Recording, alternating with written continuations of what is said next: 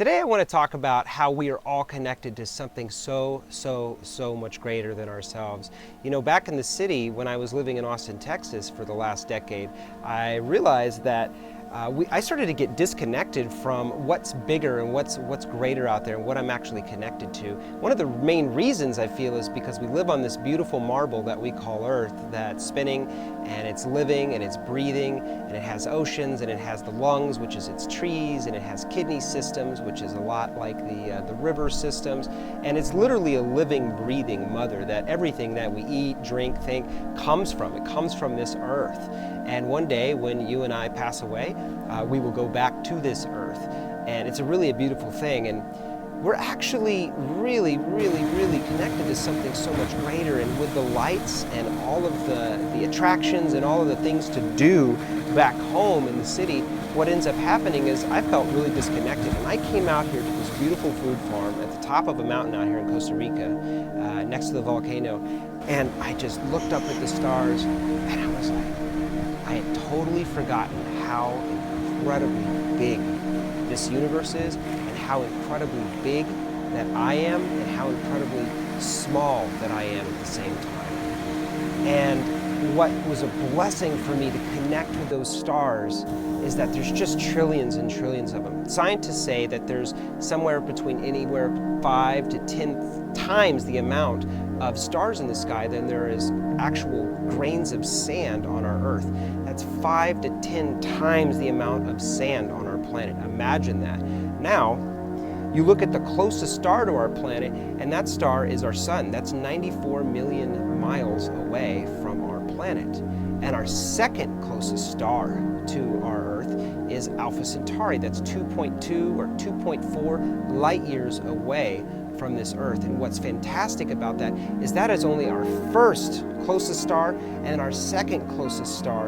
And what's incredible is if any of those stars actually have planets revolving around them like ours do, they could actually potentiate the possibility for life in our universe. And if there's that many trillions and trillions and uncountable amounts of stars in our universe, in our multiverse, what that means is that if even 0.5% of those stars actually have life on them, that means the universe is teeming with life. And in our daily life, me not being able to see the stars, me not being able to connect and remember that we are so interconnected to something greater, I started to feel really depressed and really small. And so if you're really like starting to feel that feeling, like you're feeling small, you're feeling disconnected, you're feeling depressed, I highly recommend is to get out into some nature, get your feet on the earth and ground in with the mother that you and I both come from and that we will one day return to. Don't spend your life working on TPS reports and going to the job and just paying your taxes and saving for the day that one day you're going to retire. Because that one day may never come, you may never make it. You may get hit by a bus on the way out of the office or something. Live from your heart as much as you possibly can.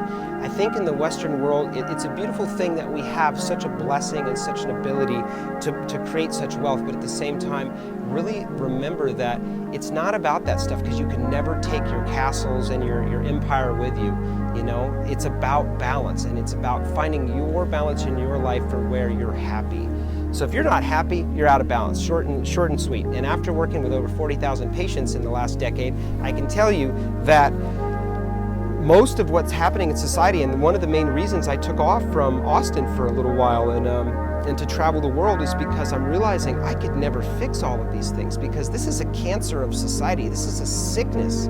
It's what's causing society to cut down all the trees and to pollute the water. It's about money and creating more and more and more. And you know, the poorest man is the wealthiest with the well that will never be filled. You know, they're always defending it and always trying to keep it and try to keep it, you know, full, and it's an exhausting task. So today, simply say, am I happy? Am I really truly happy in my life? Whether you're making a lot of money or you're making a little, but if you're not, go reconnect with the earth. Go get out into nature. I'm not talking like a cheesy campground where you back your car in on a concrete thing and you hang your lantern on a pole. I'm talking about actually get out and get your feet on the earth and go and take a tent. Do something that's completely out of your normal and completely out of your normal space. Shake it up a little bit. This is the one life that you have. It's been a huge blessing. And when I showed up here from that space of not making money and only listening to the heart, what's ended up happening is blessing after blessing after blessing. People are giving me places to stay. They're giving me tons of free food. All of these amazing things are unraveling. It's been incredible. So I highly encourage you to follow your heart today, and I hope that is a blessing. I will talk to you again soon.